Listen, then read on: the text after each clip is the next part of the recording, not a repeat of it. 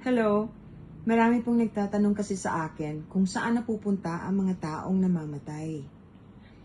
For those people na bago lang po dito na hindi alam kung ano ako, nakakakita po ako ng mga bagay na hindi nakikita ng karaniwang tao. Pinanganak po akong ganito, hindi po ako nag-aral kung paano gawin ito. Talagang ganito na lang po ako.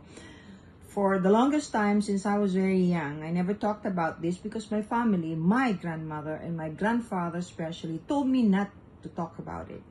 Kasi normally, katatakutan ng mga magulang ng kapitbahay, kung bata ka pa, kapag ka nagkasakit ang mga anak nila, maaring pagbintangan ka na yung kausap mo o yung kalaro mo ang siyang dahilan kung bakit sila nagkakasakit. So, to make a long story short, tinago ko po yan. Lalo na po nang mag-artista ako, of course. Hindi ba? Eh di sabihin ng mga tao, something's wrong with my head, krung-krung, whatever. Now, since it's all out in the open, and I'm not the only one I'm sure I'm not the only one who can do this. Kaya nagsasalita na po ako ngayon kasi panahon na, iba na talaga. Marami nang bukas ang kaisipan, marami nang bukas ang third eye, marami nang nakikitang mga bagay na hindi pangkaraniwan na alam na ng mga tao na totoo. So here it goes. Ang dami pong comments, ang dami pong nagtatanong sa akin, anong nangyayari? Saan nagpupunta yung mga namatay na tao? Well, case-to-case basis po yan, ano. Ang ikukwento ko sa inyo, yun lamang pong nakikita ko. Pero may isang bagay na dapat ninyong malaman na alam kong totoo. May impyerno, may demonyo. May mga demonyo po talaga. At yung mga evil forces o yung mga demonyo, yun po ang ayaw nilang malaman that they exist, na may impyerno. Yan po. Alam nyo, kung bakit alam ko, kasi nga nakikita ko hindi naman constantly sila yung nakikita ko, but of course, when you see something, when you're like me, you see both the good and the bad. Ngayon, yung nakikita ko po kasi karaniwan na namamatay, o malapit ng mamatay, mapapatunayan ko po sa inyo, sa pamamagitan ng kwento ko, na talagang may impyerno. Kasi ang dami na ngayon nagsasabi na hindi totoo yan. Alam niyo kung bakit ayaw nilang maniwala tayo? Maniwala kayo na may hell, na may impyerno? Kasi hindi na kayo matatakot gumawa ng kasalanan. Yun po yun. Okay. Nung bata pa po ako, nung mamatay yung lolo ko, nakita ko siyang bumangon. Ibig sabihin, yung kaluluwa niya bumangon, pinanunood namin yung katawan niya. Nag-usap kami. Tapos, nararamdaman ko, ang daming sumusundo sa kanya. Ang dami kong nakikita na nag-iintay naman. They were very patient. And some, in fact, are probably our ancestors or people that died a long time ago na hindi ko nakilala. Ano po? Basta sabi niya sa akin, huwag kang mag-alala kasi parang damit lang yan. Parang damit lang yan. Hindi ako kasi nakikita sa probinsya kasi nung panahon, nung bata pa po ako, nung inimbalsa mo yung lolo ko, doon mismo sa bahay, napapanood ko. Okay. Ngayon pong matanda na po ako, ang dami kong nakikitang yung dying person. Napalagay ko napapansin din ninyo, kahit hindi ninyo nakikita yung nakikita nila. Gumaganyan sila, tapos sinasabi nila, kung ang asawa nila, ang pangalan ay Pedro at yumao na sabi, Pedro, tatawagin yung pangalan, tapos humingiti, yung mga bata-bata pa, nakikita ko po yung malapit ng mamatay, palaging nakatingala, tapos nakangiti, sasabihin nila na may nakikita silang angels. Ang mapangit, yung mga may sumasalubong, o yung may kumukuhang hindi maganda. Nakita ko na po yan. Merong isang... So, sa hospital po ito sa Amerika ko to, very vivid po sa akin to na nakita ko.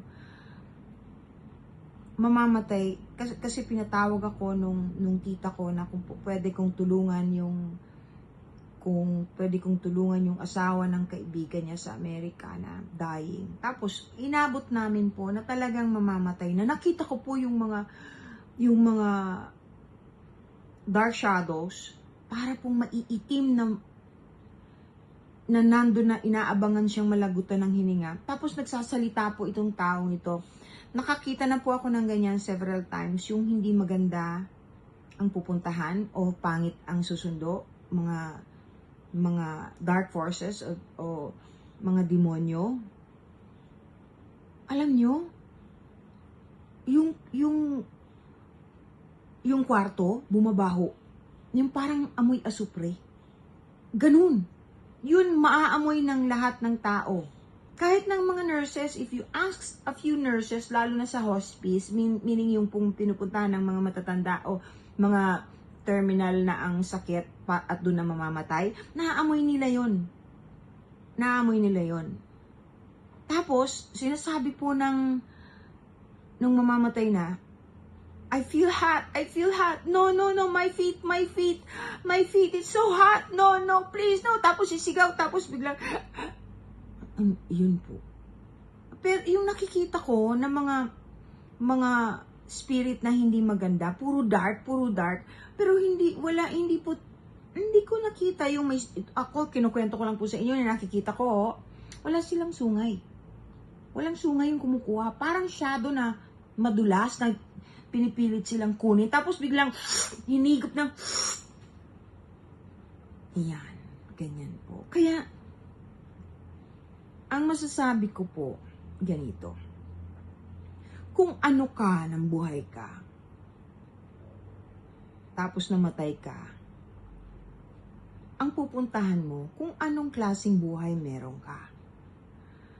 If you're a good person, if you're godly, you don't, yung hindi yung makadiyos ka, naniniwala ka na may kapangyarihan sa langit, naniniwala ka sa kabutihang loob, hindi ka nananakit ng mga hayop, hindi ka nanloloko o naman nagsasamantala sa mga tao, at saka kung meron ka mang pagkakamali o pagsisinungaling, hinihingi mo ng tawad, at most of the time, kahit na nasasaktan mo ang iyong mga minamahal, ito'y hindi naman talaga sinasadya.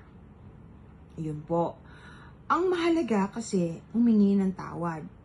Napaka-importante nun at saka magdasal. Totoo pong may hell. Totoo po na may impyerno. Ayaw nilang malaman natin yun. Ayaw nilang malaman ng maraming tao para hindi kayo matakot gumawa ng kasalanan, gumawa ng mali. Yun lang po yun.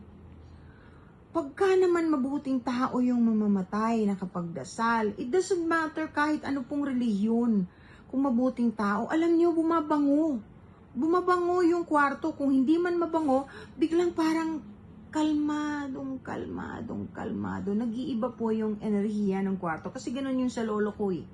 Yung sa lolo ko, ang ganda-ganda. Hindi naman kami matagal nag-uusap eh. Nung una, hindi kami nag-uusap. Nakatingin lang kami pareho dun sa nakahigang katawan niya eh. Ganyan. So, since nakikita ko po ang mga bagay na ganito, maniwala kayo sa hindi. Wala pong mawawala kung gagawa kayo ng kabutihan at iiwas na sa mga bagay na masasama. Huwag mananakit ng kapwa. Magdasal. At huwag mananakit ng hayop ng mga walang kalaban-laban. Ang laki po ng bayad niyan. Maniwala kayo sa akin. So ngayon alam na po ninyo, there is heaven, I'm sure of that, and there is hell. Pag masama palaging iniisip mo sa kapwa mo, palagi kang galit, ibig sabihin, ang naa-attract mong energy at naa-attract mong mga spirito ay puro negative din. So you think pure thoughts, you pray, ayusin ang inyong puso ang pakikitungo sa kapwa. Pinagdadasal ko po kayong lahat ng nagre-request. I love you all. I bless you all. Salamat po.